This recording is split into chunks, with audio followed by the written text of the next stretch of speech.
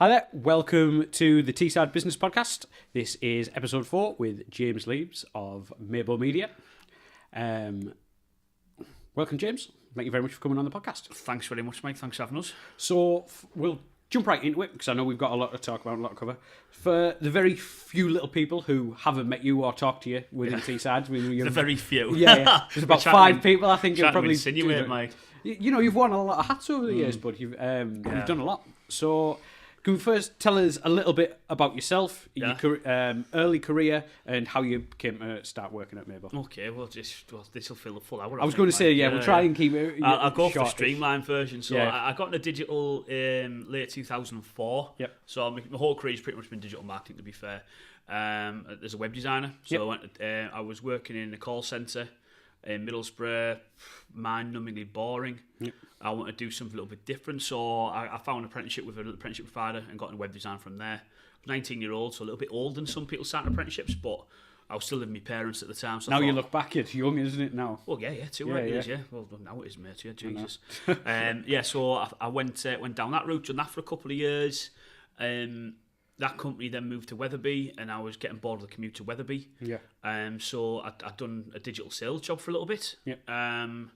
Selling a product I didn't really enjoy or like, so that didn't really work out for me too well. But from that point, then joined a digital agency, which is still going now, a company called SoundCloud. Yeah. Joined the sales team there initially, selling the PPC management service I had there. Then grew my career, we spotted a gap in regards to the whole organic market, so then went into SEO. So I was the first SEO account manager there, then grew on to take a lot of good chunky clients on during my time there. Had a good 3.5 years at SeaU. I really enjoyed my time there. And then the company was a client of mine at the time, wanted to try and grow their online division. Yep. And wanted me to spearhead that for them. So they were a traditional office supplies dealer. Yeah. Multiple branches across the country and whatnot, but mainly spearheaded from the Midlands. Mm-hmm. So they contacted me. It took a good 6 months or so for me to finally agree, because I didn't want to leave. I was happy in my job. Yep. I was getting good results from my clients. The clients are happy. It was one of the ones you went to work and you enjoyed it. Yeah. But then, they offered me a good deal, and I thought, do you know what? Why not try client side? Because I've been on the agency side all my career thus far. Yeah, I'll try that. So I went to that, done that for a few years. I'd say it was a good job in regards to a learning experience, and the money was decent as well. But on the other hand, I've just found it difficult trying to lead a company which is very traditional in its ways, trying to take them to the digital age. So there's a lot of stumbling blocks in regards to that. I think it means I'm still really good friends with the managing director from that business. He's a good pal of mine. I speak on a regular basis. But I'd say it's with him being based in Birmingham and me being based in Middlesbrough, the communication gap from that, you couldn't just pop in the room, have a cup of coffee and sort something out. Yeah. You didn't have that face-to-face interaction, and that meant we just couldn't grow the business how we wanted to, so we parted ways, and I tried to start my own business as an office supplies dealer. Yeah, that'd be tough. It was tough, mate. Yeah, lost a lot of money. I used to work in office supplies, years and years. Did you? You used to work for Lyrico? Did you? Jesus Christ! It's how I met Kev O'Brien. I do know Kev O'Brien. Yeah, it's how I met Kev O'Brien. We started on the first day. Oh, right. He stayed in it longer than I did. Yeah. Well, OB done that for a long time. A few of the big companies, to be fair. Probably have a few mutual friends from that as well. Worked to quality. Yeah. But anyway, I tried it myself. I lived in Redcar, so I wanted to open a business in Redcar. The gap I spotted wasn't a traditional office supplies dealer based in Redcar and East Cleveland. Yeah. But there's quite a few businesses. So I thought, opportunity. Yeah. And I later found out why there wasn't. They don't spend money. Yeah. So they don't really. They're all on the paper. They don't really care about. They don't want to speak to someone about saving money on such things. I gave it a good go for a good 18 months or so. But I had a mortgage to pay. Me and my wife were looking to try and have a family and whatnot. I thought, it's time to stop this. So closed the doors. I went to VisualSoft. So I joined their business development team on the online marketing side. And obviously, anyone in Teesside will know who VisualSoft are. Absolutely huge powerhouse. Yeah, especially within our industry. Yeah. Not just in Teesside, but also national. A lot of people know who VisualSoft are. Hugely strong brand and hugely successful business in that respect as well. And I had a really good 18 months there, to be honest. Learned a lot again. So it was me trying to jump back on the saddle in regards to digital marketing again, because I had a couple of years out of the agency side of it. That's a lifetime. 3 years I was out of the agency side of it, which like you say, it's an absolute lifetime. So, services change, how services get delivered change, how they're pitched, the whole reporting aspect of everything changes. Any metrics, those things that were very important, 3 years ago, people weren't giving a damn about them. No. So myself, I was looking after SEO. Yeah. And by the time, when I was there, it was all about keywords and positions of them keywords. By the time I went to VisualSoft, that whole metric of SEO changed. Yeah. In 3 years. Now, if you look at any traditional type of industry, look at engineering, nothing changed in 3 years. Nothing changed in 30 years. No. So to have that, it was really good, and there was some cracking people there. I mean, I worked closely with a lot of the directors. So David Dukes, good guy. Tim Johnson was probably one I worked a lot more closely with in regards to sales side of things, and he got me back in the saddle. I got my hunger back for digital marketing, which was and still is like my main love in regards to my career, and I absolutely love it. But again, I was doing sales, and I wouldn't class myself as an out-and-out salesperson. I like the consultative approach and things like that. I know the market, but when I was at VisualSoft, I kind of got my teeth back into the whole PPC thing again. Yeah. And during my time there, it was mainly pay-per-click advertising, like management service that I was selling, and I still kind of kept in touch with Lee Mabelson. So I worked with Lee at SAU, and Lee was growing Mabo Media as a PPC specialist for the SME market, and I had a couple of conversations, and I thought, do you know what? Yeah, I can grow in this company. I can grow further, because you get with a certain company, VisualSoft, the directors are in place and they're all doing really well. There wasn't a head of service thing that could ever happen to me, so I need to look where I can progress my career further. Yeah. But also something I can get my teeth in and grow myself, because I couldn't really grow VisualSoft further. It's massive. Yeah. So I could have a brilliant career. I could look you want to well for yourself. I would want to create something you could have. I want a bit of a project. Yeah. Really. So I joined Mabo Media. First of all, we came to Mabo Media. I was staff member number 9. Majority of people who worked there were all account managers. So that was the people delivering the service. Sales had grown, but not massively. So the first task was to develop a sales team there. I'll just take a sip of coffee. Vital lifeblood of young fathers. Well, yeah, it is, mate. Yeah. Also, when you waffle as much as me. Yeah. So went there, went to the head of sales position to begin with. Grew a sales team, got a few members of staff there. And then we started seeing growth. Key members of people who joined that time, Craig Griffiths, who is now the current head of sales at the business. And we grew rapidly in the final quarter the final half of 2016 it was, when I joined Mabo. And Lee then thought, right, okay, we need to stick or twist as a business here. So we could have stuck where we are, carried on going as we are, getting a decent chunk of clients in, but just keep them rolling and doing it. So, do we ramp it up and look at a name? And so our aim now is to become the best and biggest PPC management agency in the country. So I then changed roles, so I took a sideways step and now head up the marketing at Mabo Media. So I'm the person. So if anyone knows who our company name is, it's all because of me. It's nothing to do with anyone else. It's all because of me and my fantastic work. Nobody else. So I do that role. Craig then jumped up and took up the head of sales position. So Craig has grown that team now, so they're a team of 5, and we're looking to grow that to a team of 8 very, very soon. And Craig is the main kind of guy in charge of onboarding clients now. Dean was one of our senior account managers. He's now our head of research and development. So Dean's the main person who's kind of developing all our future tech. Because if you do want to be the best and biggest in this industry, you have to have good tech to support you. Especially in digital, it's all where it all comes down to. Of course it is, mate. And Dean's work's got a shortlisted for an Office Business Award as well. So we developed the Google Data Studio to help streamline our reporting to clients. So Dean's main job is develop this tech to take out the tedious jobs that take time, to really, really cut their man hours down, so we can spend more time analysing things properly. Action, which makes our service better. So your man hours aren't done on the boring, crappy stuff. It's actually what makes the client money. That's it.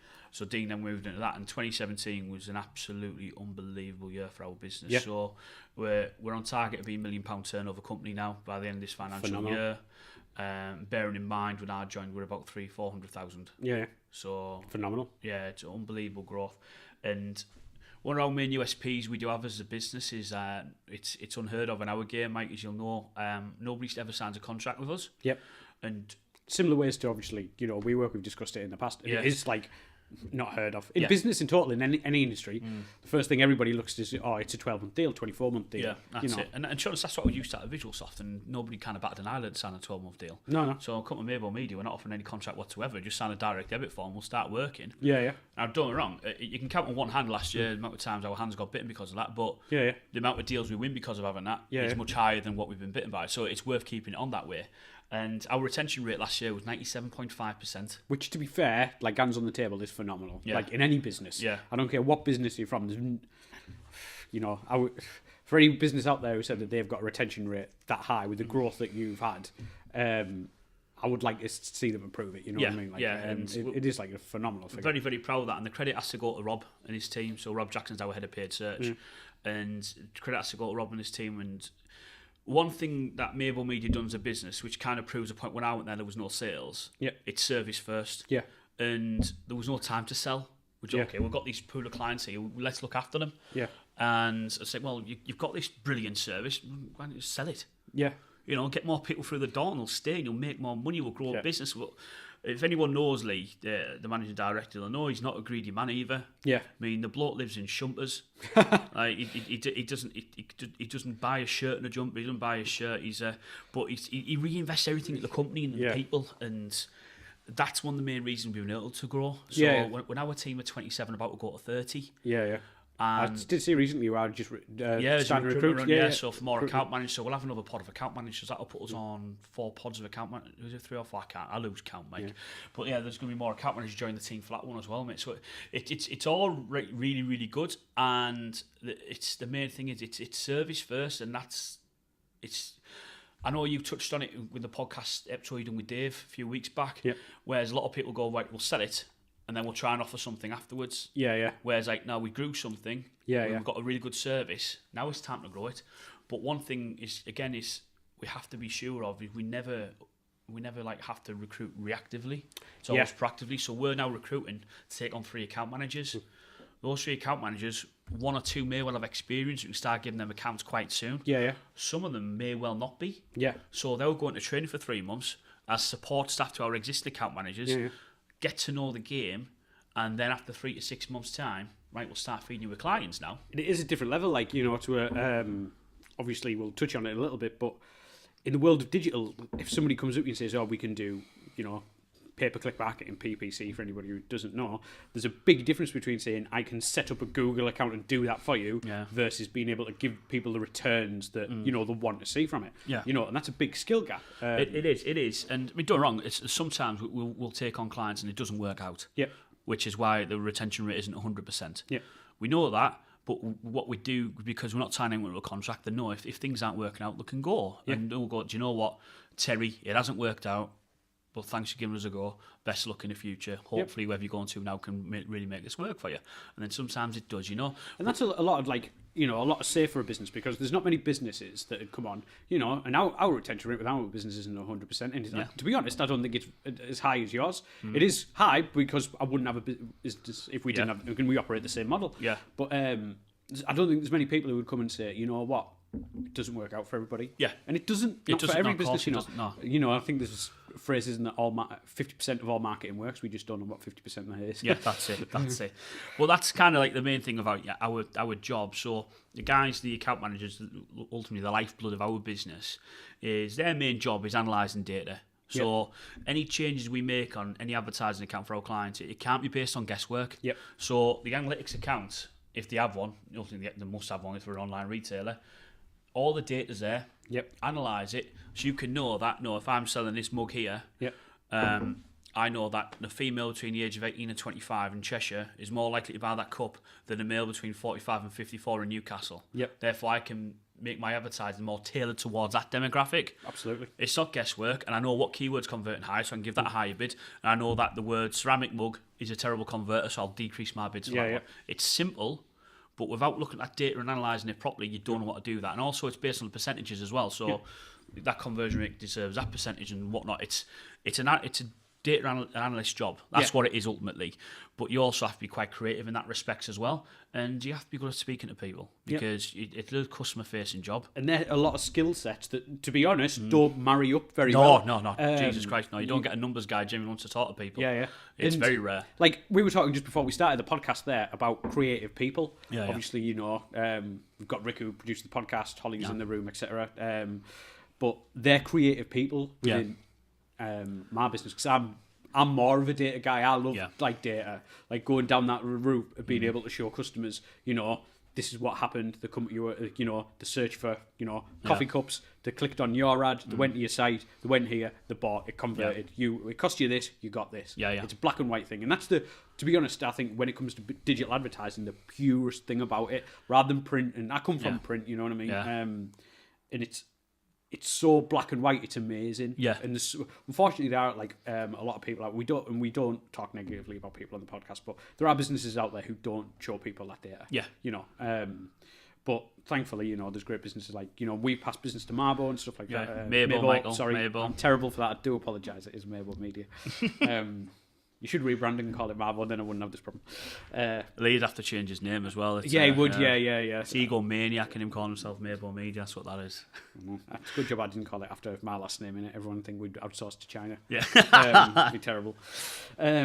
So yeah, it's not like, it's one of those things where just historically, creative people aren't necessarily data people. No. And they do need a lot of room to be creative. If you kind of like stick them in a 9 to 5 shirt and tie, like you were at Barclaycard, to be honest. Like, you know, Barclaycard, the call centre that you worked in. You didn't even say Barclaycard. I don't know why I said. I didn't work at Barclaycard, no. Psychic thing. It doesn't often marry well, so it must be a hard time to recruit those type of people, to be honest. Yeah, we've had some weird success in regards to staff though. So our head of paid search, Rob, he got his first job in PPC after stacking shelves in Morrison's. Yeah. So he's looking for jobs. He found an agency that was offering something.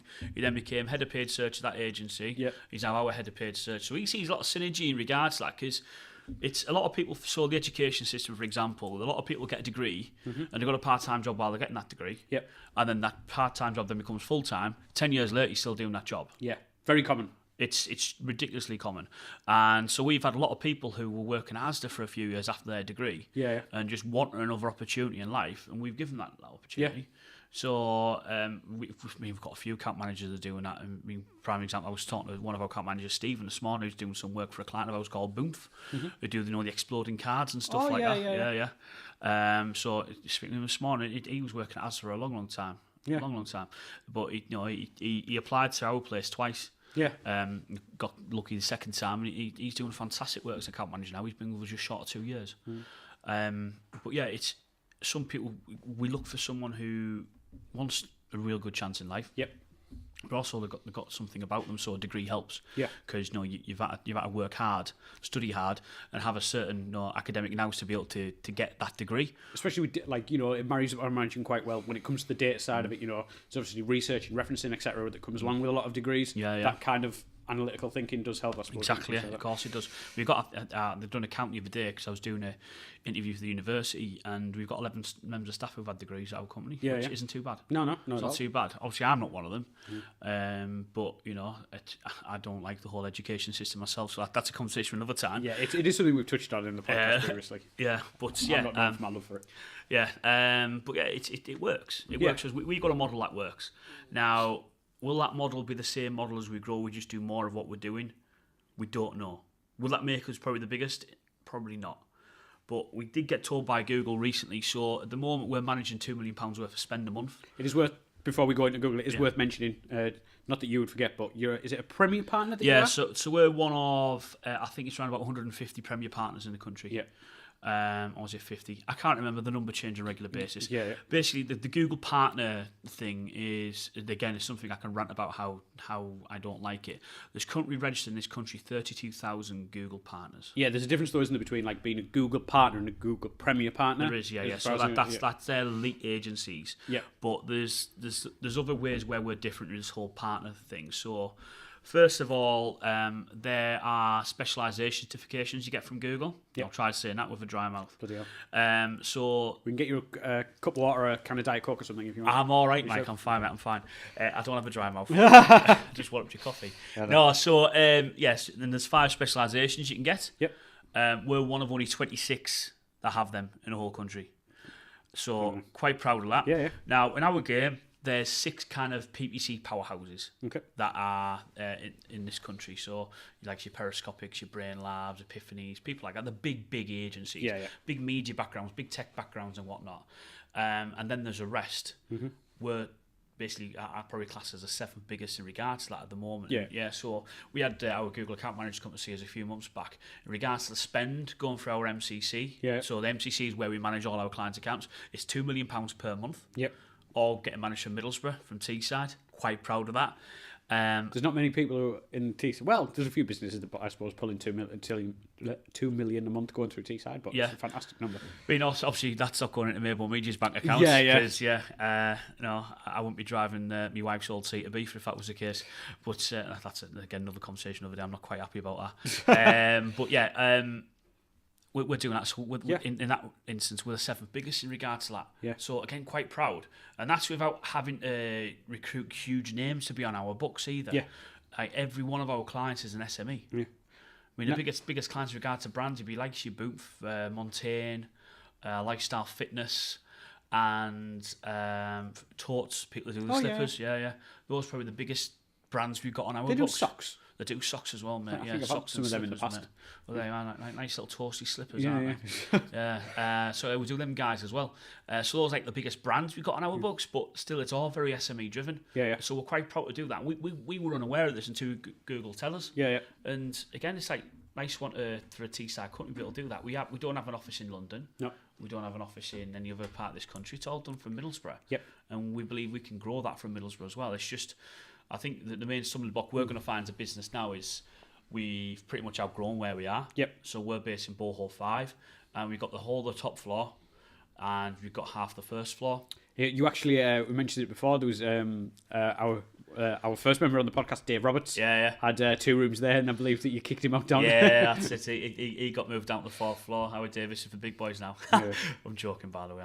You'll laugh at that. So he's in a lot bigger place, though. I mean, to be honest, he needed that because he had one office in our floor, but he needed a studio and stuff like that, and his setup now is superb. Yeah, but his office is probably like 1.5 of the office that we're in currently. Yeah. And then a studio on top of it as well. Yeah. So he needed that. And shout out to Dave. He does phenomenal work. Yeah, brilliant. We've used him. We pick his brains for video stuff. Well, we hosted an event with Google last February. Yeah. And he was involved with that, wasn't he? Dave and his team filmed that for us. Yeah. Fantastic job. Real good job. And obviously with Dave's background, he's a broadcaster, so you're getting broadcast quality video.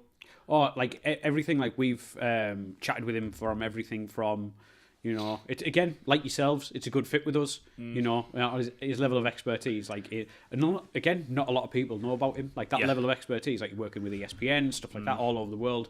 In Teesside, one of the nicest, soundest, down-to-earth bloke ever. Yeah. He genuinely cares about the community as well. Well, he does, yeah. I mean, he's a borough lad. Yeah. He's brought up not too far away from where I'm from and whatnot, and it's a council estate in Middlesbrough. You never forget your roots. No. You can't forget that. It stays with you forever. Of course it does. It's who you are, really, essentially. Yeah, of course it does. And obviously Dave's been around the world doing his job, and he's come back to Teesside. Yeah. So the big stuff he's doing with Fox. Yeah. He's doing that from his office in Middlesbrough. He does, yeah. But again, it's I feel it should be shouted about a lot more. And it's something, again, I'll go back to the podcast you've done with Dave, is we are very guilty in Teesside of not shouting about the good work that's happening here. I think it's and I love Teesside, I really, really do. I wouldn't be doing this project if I didn't love business in Teesside and being a part of it, and some phenomenal people in it. But sometimes there is a bit of a weird culture about people looking down on people who talk about their success. Yeah. And it's why we have to, when Dave came on, when Paul came on, you know what I mean? I make, especially Paul, I make them talk about it because they need to talk about it. Talk about your success. Success isn't a dirty word. Why are you in business anyway? Yeah. Why am I doing what I'm doing? It's because I want to be successful. I want Mabo Media to be successful. Completely. And, I wouldn't be doing what we're doing. We wouldn't be up for these awards and whatnot if we weren't good at what we're doing. It's like, don't be guilty of your success. You're allowed to shout about it. And you have just been put up for a couple of what? Have you just won? Mate. Yeah. Well, I know you've won a couple, and I think you've just been put up for at the beginning of the year, we won the Digital Business of the Year in the North East seats for the FSB Awards. Yep. So that was a nice win. We've had a couple of shortlists for the North East Business Awards. Yep. We were shortlisted for PPC Management Agency of the Year at the UK Search Awards. We were shortlisted for Search Agency of the Year and Best PPC Campaign at the Northern Digital Awards. We are shortlisted, and the award thing is next week for Sales Team of the Year, the UK Biddable Media Awards. Yep. So that is purely in regard to biddable media, so that's anything in regard to paid search, social PPC and whatnot, display. So Sales Team of the Year for that one as well. And we've got a few soon to be announced as well, which are quite hopeful for. So looking at Prolific North Awards, European Search Awards, and then awards season will have a break for a bit, and then it's all back on again. Sounds like the Oscars for digital. It kind of is, mate. It kind of is. It's an expensive do, mind. Oh yeah. Yeah, because I mean, if you look at, we went down to London for the UK Search Awards, and to get from Middlesbrough to London ain't cheap. Nope. I was actually doing the numbers, and the European Search Awards is in Prague. Yeah. It's cheaper for me to go to Prague and back to that award ceremony than go to London. It's crazy, isn't it? Mental, absolutely mental. So yeah, it's an expensive do, but it's a good one. It is. You know, it's when you get known, like, you know, you are really good. You start, like, people are starting to recognise who you are and what you do. And I look at when I joined Mabo just short of 2 years ago, and I started speaking to people. Oh, where you went, Mabo Media? Who are they? Yeah. That was the first question. Right now, we don't have that issue. Yeah. We contact anyone at Teesside and say, oh yeah, I've heard of you. I've seen you in the paper. You're doing well, aren't you? Yeah. Yeah, we are doing well. Yeah, we're going to shout about our success. Yeah, you should be proud of the people who work with you and for you, and you know. And to be honest, when it comes to like marketing, the only way that you're going to grow is if you're good at what you do and you help the businesses that you work with. Don't get me wrong, you know, there's probably people out there where that doesn't correlate, but within ourselves where they don't have contracts, there's no way you're growing. Exactly. Like if they give you like a large amount of budget and you just did nothing with it and they lost it, they'd go the next month. You wouldn't be growing anywhere. Exactly. And don't get me wrong, there's going to be our competition to ourselves where there won't be managing as much as us, but it'll be a much more profitable business. But there'll also be a lot of unhappy clients in the past, and people will be saying bad things about me on the internet. You can Google our name, there's nothing bad said about us. And long may that continue.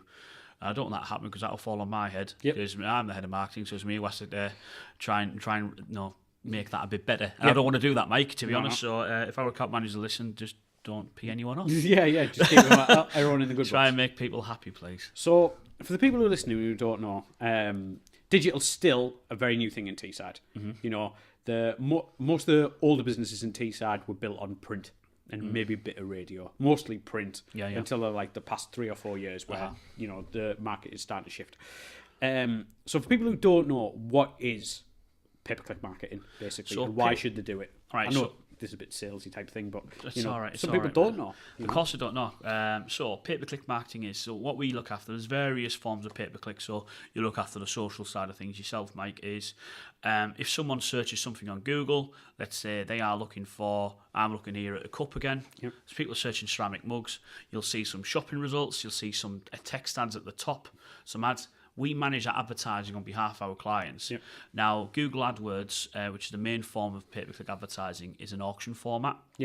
So you can get lost in the auction by spending a lot of money for clicks to your website and ultimately not making much money. So that's why you need someone who's a specialist who can analyse that data to find the most profitable way of gaining traffic and sales for your business.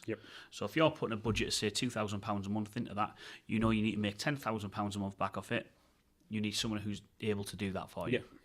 Does that make sense? Yeah, completely. Yeah. Hopefully it does to your listeners as well. And if you don't get in touch with Mabo Media... right there as well, Mike. Well done, mate. It can be taught.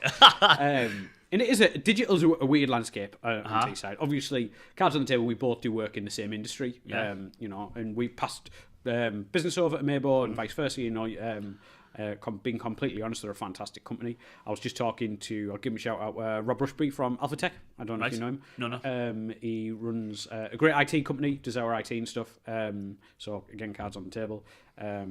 Just in Middlesbrough, been in business for a long time. And he did a breakfast meeting with Northern Skills Group. All right, on IT. I think one of your guys was there. That was me who was speaking there, actually. Yeah, was it? Yeah. And they did a bit, and he was asking me this morning about it, and I was saying, they're a great company and stuff, like get in touch with them kind of thing. So there's Rob, shout out, you're famous now, mate. There we go, well done. But yeah, so moving like into your role within digital in Teesside, how do you think digital's doing in Teesside? Like, I always say, and I don't mind saying it, that Teesside's a bit of a weird place where we're kind of like in a bit of a time warp, but in a good way. Like, all the businesses really support each other, and everybody does business off each other. And we've talked about before that if you do business with one of us, you're probably doing business with about 10 other businesses, because they're also doing business with other businesses. So you feed a lot of families by using local businesses, national ones. But we still always seem to be about 5 or 7 years behind. Like, we only last year got a sushi place, and like coffee places like started to open up that were beyond like, just a cup of Tetley, kind of. I mean, it's Teesside is an area, and I mean, we're based in Mills, so I use Mills as a prime example. It's complete. It's a town in transition. Yeah, it's getting there, but there's still too much of the old way of thinking as well. Yeah. So, for example, where we're based in Bowhall 5, when we want to go do something after work, we have to walk up Albert Road to get to Bedford Street, Baker Street, Turtle Bay Lane 7, something like that. Yeah. But Albert Road is where things used to happen back in the day. Yeah. And also the surrounding areas near us where used to be industry.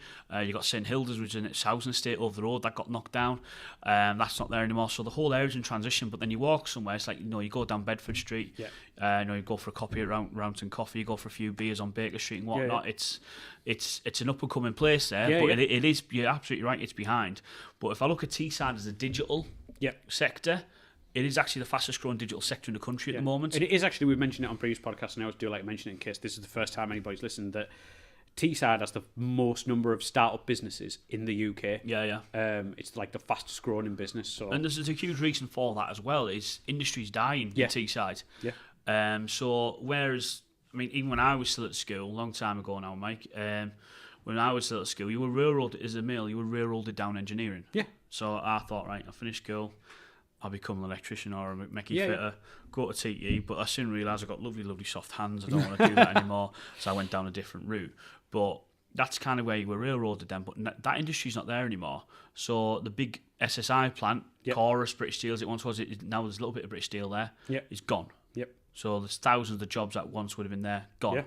ICI is no longer in Teesside, so Wilton site, parts of that have been knocked down, and parts of that is now derelict. So that industry it's been going bought up quite a lot recently. My dad used to worked all his life nearly at ICI, and he recently, after they retired, a lot of the Chinese companies coming over and buying the plants. It's cheaper for them to buy it, take it all to bits, ship it to China, and put methanol plants together. Than it is for them to build methanol plants over there. Mental. So basically, they come over and they try to find like companies that can help them do it, because obviously there's like huge amounts of health and safety and all that kind of stuff, and there's nobody there because nobody's going into that industry anymore. So they're phoning up guys who were in the 60s to try and get them to come back to work to help them bloom and take these plants bits together and move them. So there's a big shift.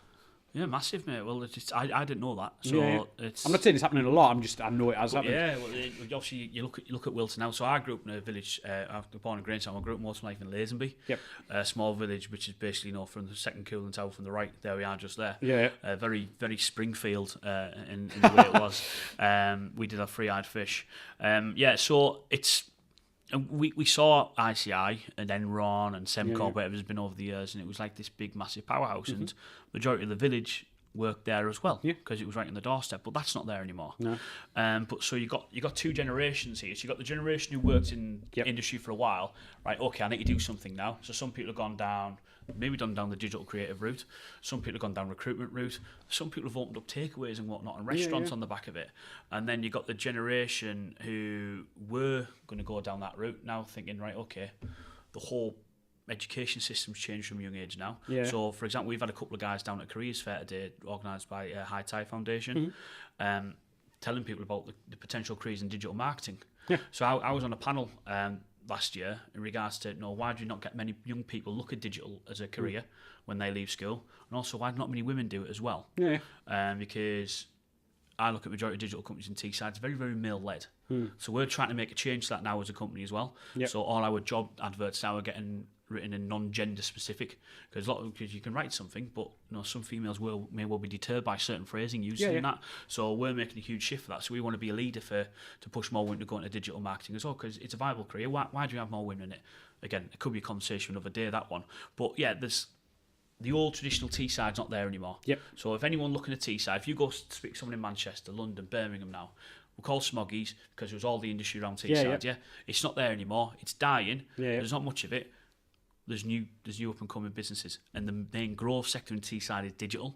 So anyone looking for a change career, digital is going to be your way forward, and there are some fantastic companies doing that as well. Oh, absolutely. And it is one of those industries as well, like we previously touched on it, how it changes so rapidly. For like you said there, you took in your career 3 years out, it's a tiny gap. Well, but 3 years and what was it, 14 years? But that in the digital landscape is massive. Like within our industry, like there's been huge changes with Facebook and things, since the beginning of the year, and it's hard for people, for them to keep their eye on everything. God knows what changes there've been in PPC and SEO and everything else. PPC is going through a huge change at the moment as well, where it's getting more complex to analyse data. But there's also the greater need for tech. And good tech as well. So Google are going to be pushing more their whole automation program down people's neck going forward as well. So good agencies need to be up to date with all this as well. And we're going to find a lot of agencies who may well call themselves our competition. They're going to fall down the wayside and try and find something else to do it. And it is going through a huge change at the moment. But that's why we've got an R&D department. Absolutely, we need to keep up to date with that, because if we don't, we're going to be one of the agencies that just fall down. I just want to ask I'm trying not to ask too many geeky techie questions, because I know a lot of people who are listening probably don't care as much as what me and you do. But there's a great statistic that came out there from Google recently that said 1 in 4 searches done on a mobile device was done by voice.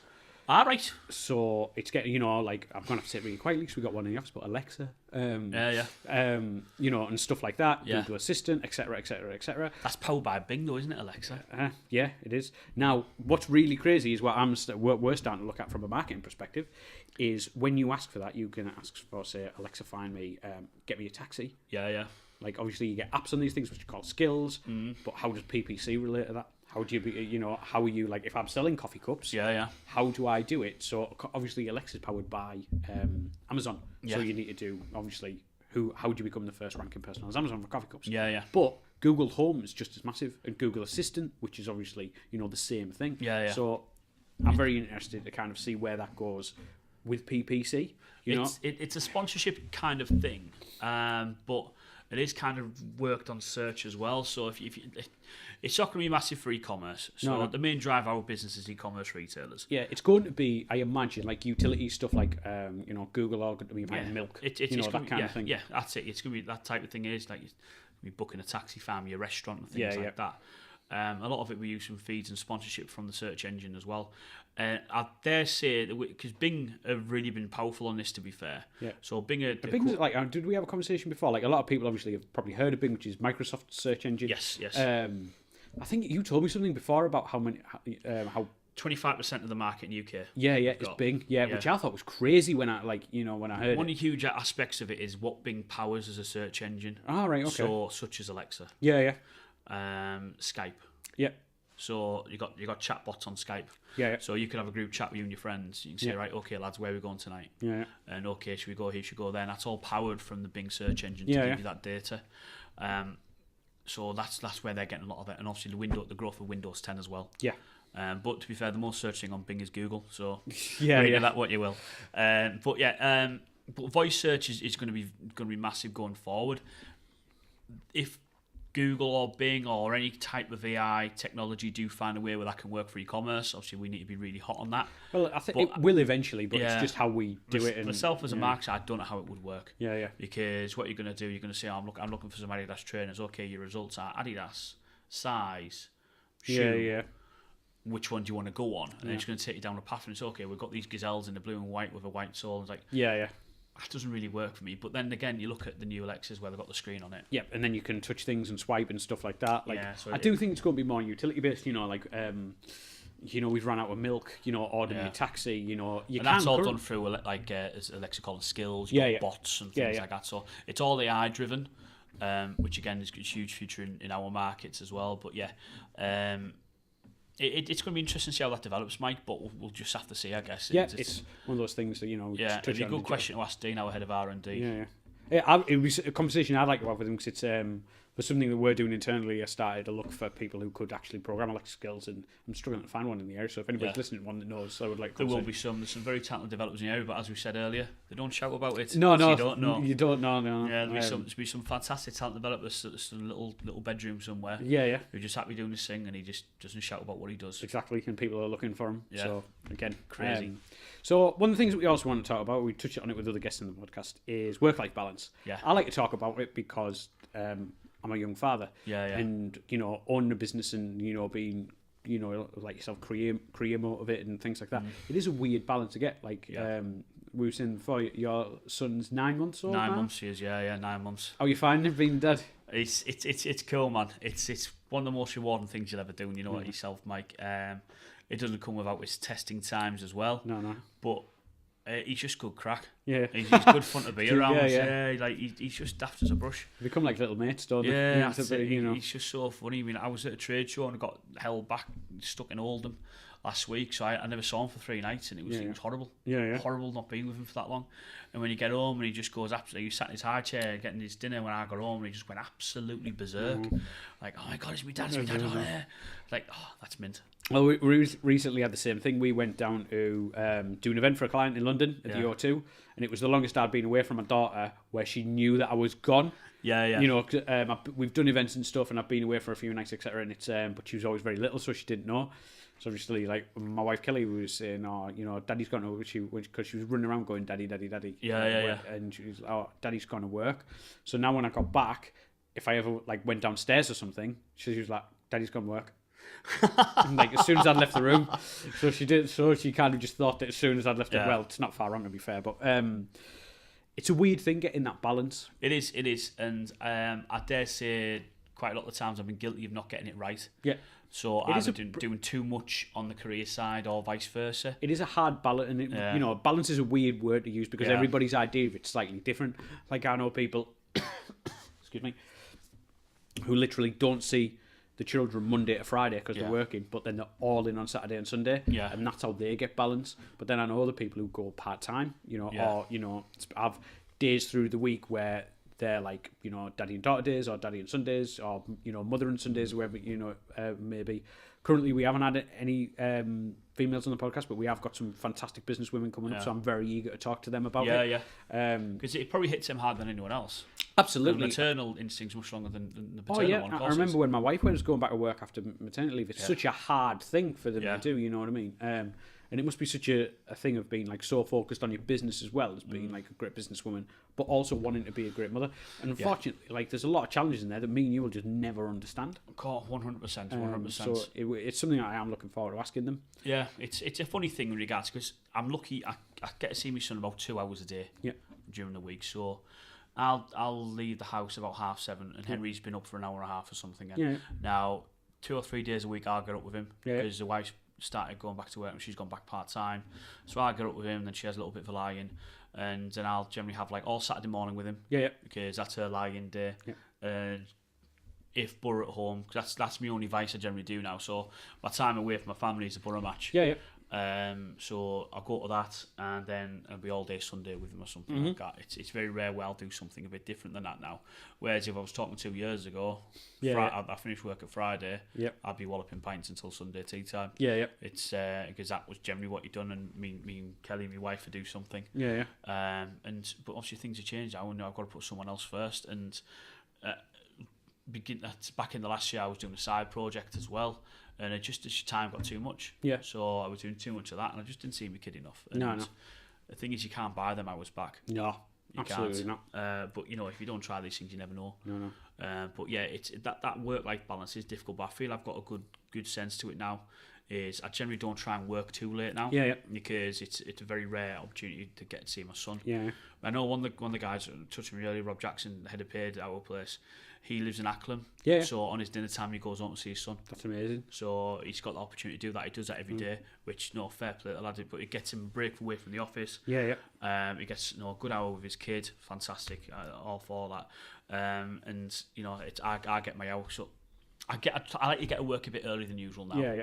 So I can get ahead of the game. And by the time it comes to 5:30, I know I can leave around times. I work till 6 yesterday because I had something on Monday, so I had something to get done.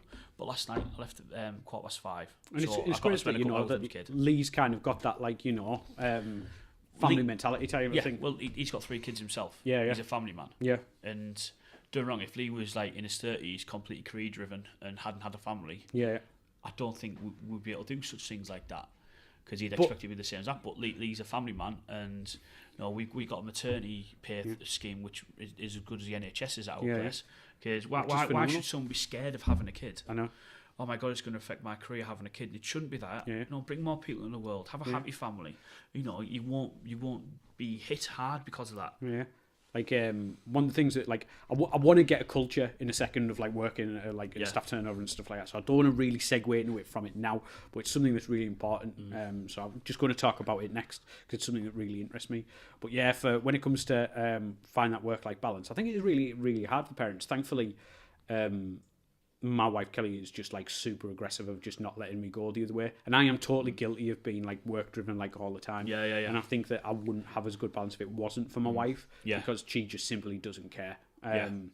Before my daughter came along, I would work 6 days a week, and she was completely fine with that till all I was up dead early, and she was as long as you get 1 day a week, I'm not bothered. And she obviously when Grace came along, she was don't care, more time now. That's right. More holiday, and it absolutely is. I would never have it.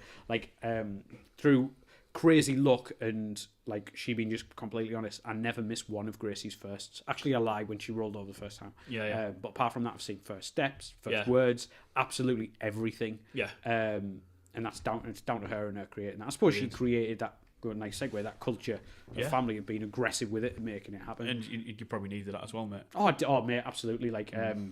There's now it seems crazy for people who talk about but it's literally there's nothing else that I would rather do, and there's certain times where it is I spend time with my daughter and Kel's you should go do this, you should go do that, but my first thing is I want to be there with my daughter, you know what I mean? I'm the same as you. Kella's lying on Saturday mornings, so I get up with Gracie on Saturday morning, take down, so it's she might do things through the day. It's kind of like daddy-daughter day. Saturdays, I'm the same with you. I get up on the morning and stuff with her and all that kind of thing. But we'll go into talk about culture and stuff. The culture in any business is really, really important. Yeah, absolutely. And the thing that you talked about there, obviously, having a great maternity structure and keeping the good people within your business is something that either people do really well or they don't do as well. And I don't know if, again, I want to talk to it with everybody in Teesside. Does everybody feel like it's a thing that they should keep their eye? Obviously, that has happened at Mabo.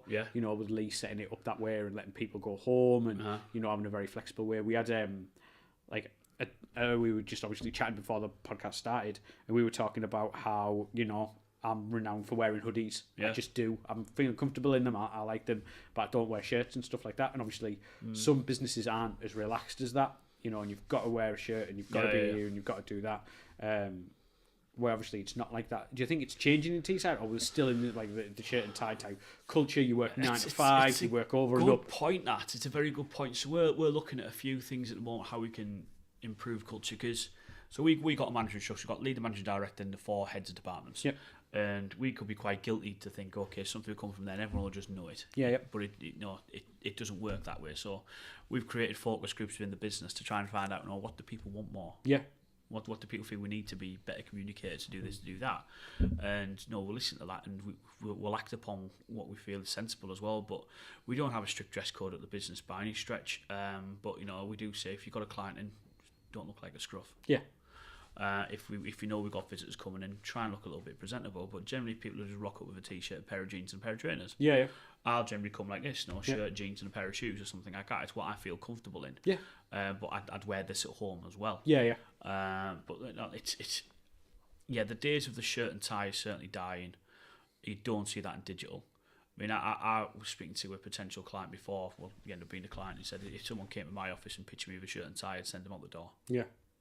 So them days are dying. But yeah, there are a few people in Teesside, probably more traditional businesses where that is still vitally important. And I'd say if you are a solicitor, you're an accountant. Yeah, there's like if I were to meet my accountant, I don't want him in a hoodie or a shirt like this or something like that. I want him in a suit.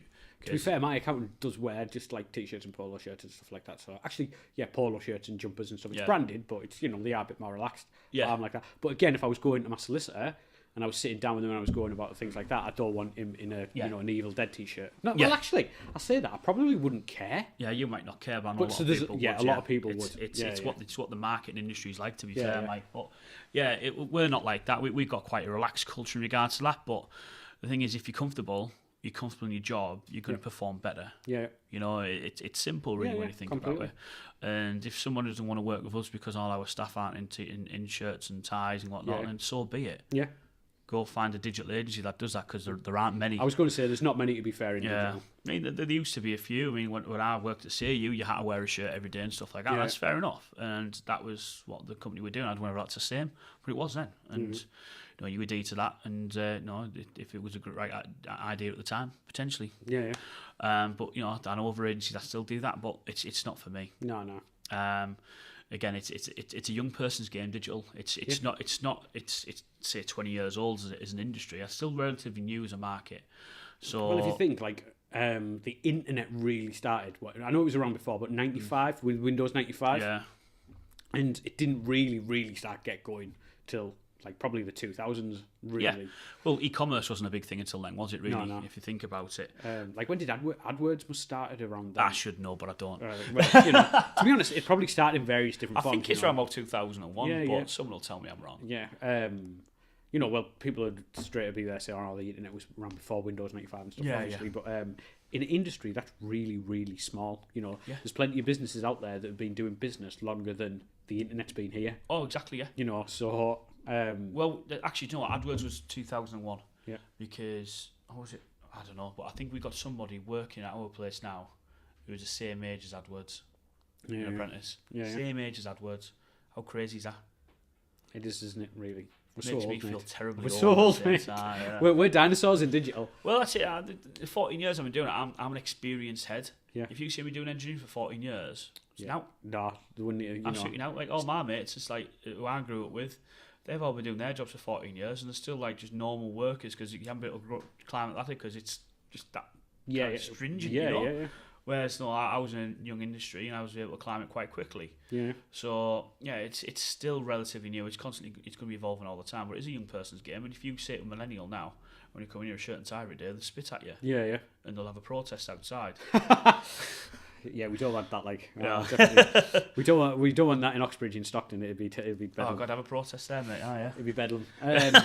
Right. So one thing I just want to ask you, obviously, as we're encroaching on the hour mark, is if you were out there wanting to start either up your own agency in digital or were looking to become part of an agency, what advice would you give to people in Teesside who are actually we'll do two? Okay. What would you do for someone who's starting up an agency? What would you do for somebody who's looking to use an agency for their business? It's the same advice on both. If you're an agency, you're looking to start an agency, be a specialist in something.